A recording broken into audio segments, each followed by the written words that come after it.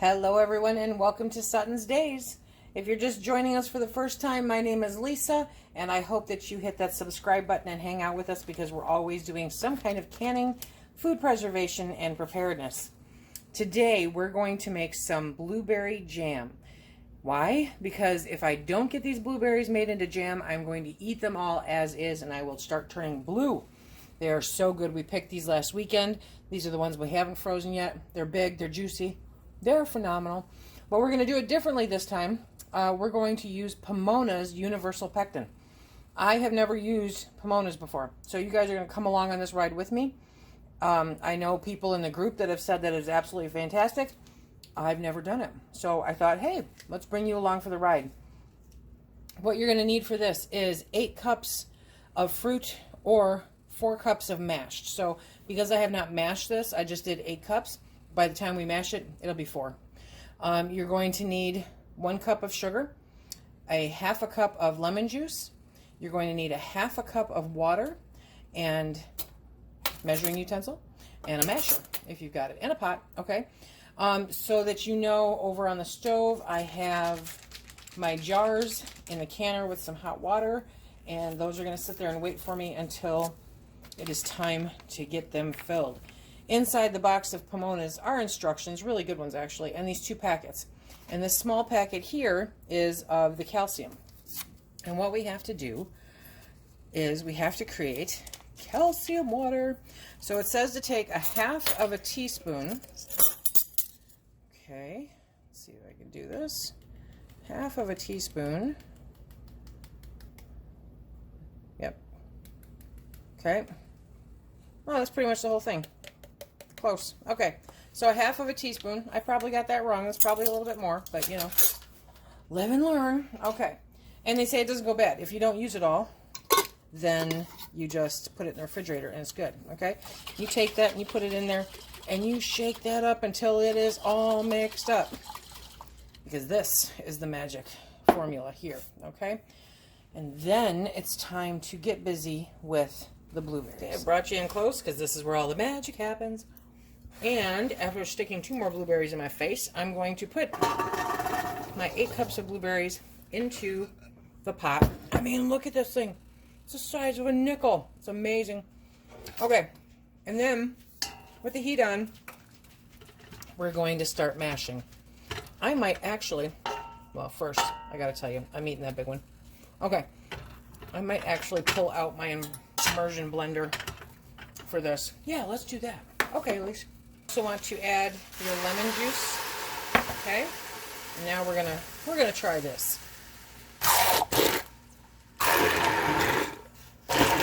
Oh yeah.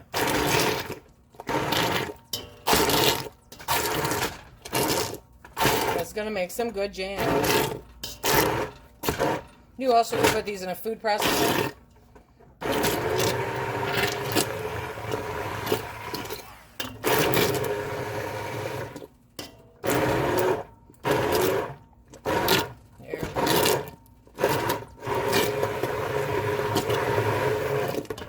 Okay, so you've got your half cup of lemon juice, and your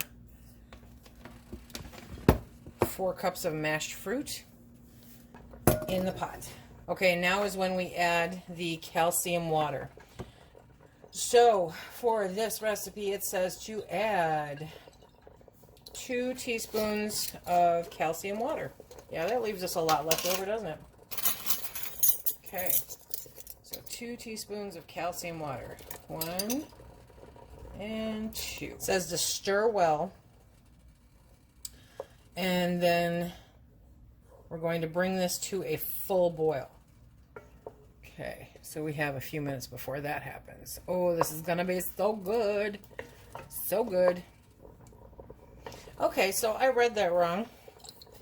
We actually need 2 more tablespoons. So it says to use 1 teaspoon to 1 tablespoon per cup of fruit of the calcium water.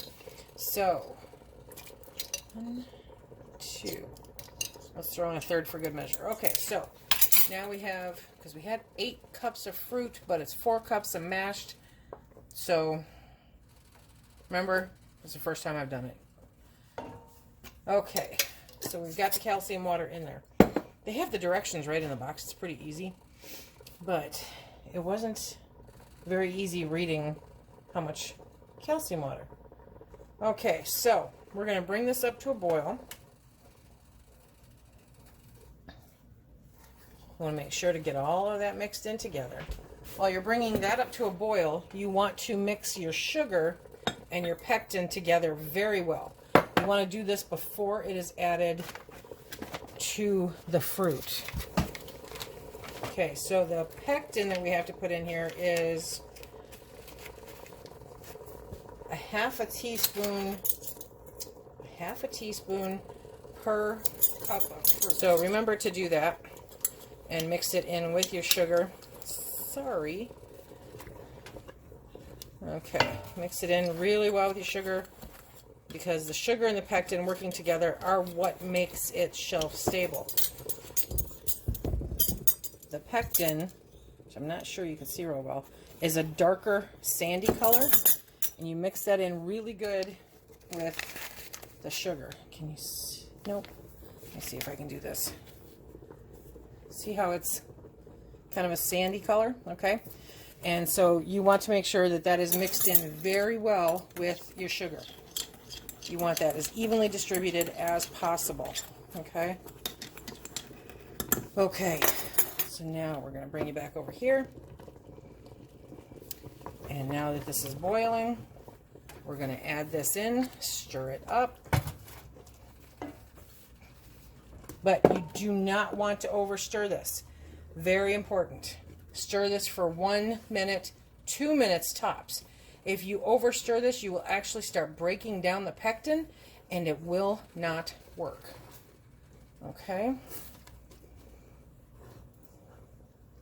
So, we're just going to be doing this for a little bit more. Kind of bring it back up.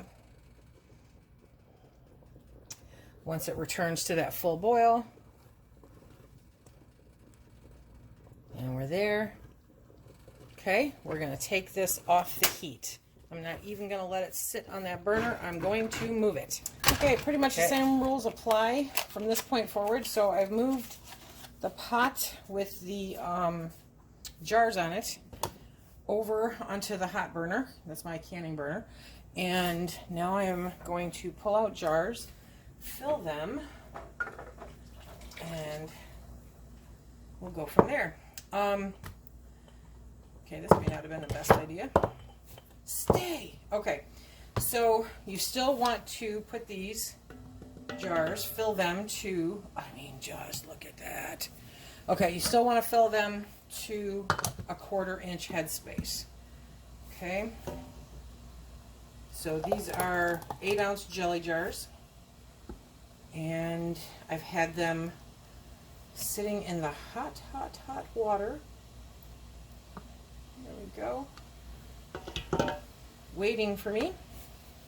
And now we are going to get them all cleaned up, filled and cleaned up, and in there. Let me bring you down. That's much better, right? Okay, so these jars are crazy hot. I have a wet paper towel, and we are going to wipe the rim. You do not want anything to come between the rim of the jar and the lid. You want it to seal perfectly, okay? And then we're going to take our lid, which I have right here, and then we're going to get our ring. Now we're going to get our ring, and we're going to put that on finger tight, okay? We're going to take our jar grabber, and we're going to put it in the canner. And we're going to pull out the next candidate for filling. And we're going to repeat. So I'm going to repeat it here close up for you. Okay, so you ladle it in. Hot jar, hot liquid. No thermal shock. And the color on this is spectacular. Okay, and you want it to within a 1/4 inch headspace.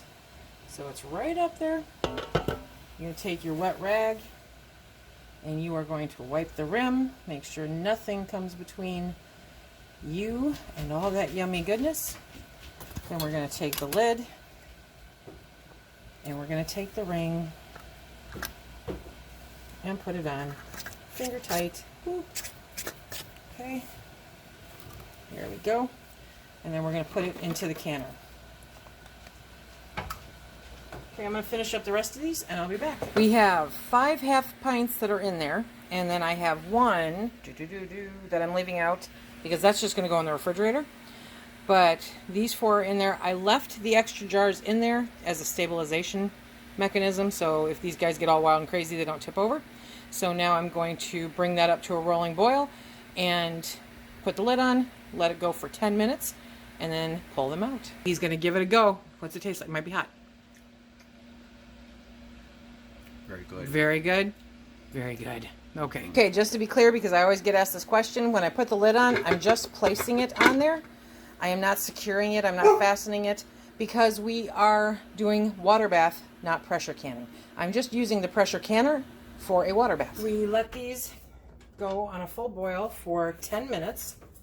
And then when the timer went off, I turned off the heat and I let the lid sit on it for an extra 5. This is just a practice that I've been doing for a long time. It keeps, when you're pressure canning, it helps prevent any siphoning from sudden changes. And with water bath, I think it's just good practice. Okay, look at these beautiful jars. Oh my goodness. Okay, 5 beautiful, come on, 5 beautiful half pints of low sugar blueberry jam. Remember, this time we did it, we made our jam with low sugar. I only used a cup of sugar for the entire batch, and we used it with Pomona pectin. This was my first experience with Pomona pectin. I think I will be doing it again. If you're used to regular sugar jams, I mean, this recipe would have taken 3-4 cups of sugar easily if you did it normal, okay? But with the low sugar, you will notice there's a definite taste. It's not as sticky sweet, you know, but it's still very, very good, and you've got that true blueberry flavor, and it has a fantastic color, just a gorgeous color. So I hope that everyone has enjoyed my first experience with Pomona pectin. I hope that you give it a try. I'll put a link down below. You get a 3-pack, and it looks like you can do 2 batches out of 1 package. So really not too bad as far as expense goes, but very much looking forward to making more jams with Pomona pectin. I just got done photographing this, and I want to show you how beautifully this set up. Look at that. I mean, this set like a dream. Pomona may have gained a new fan, definitely. Really good. Remember, if you like what we do here, please hit that like, subscribe, and share. Check us out on Instagram and Facebook. And until the next time, everyone, please be safe.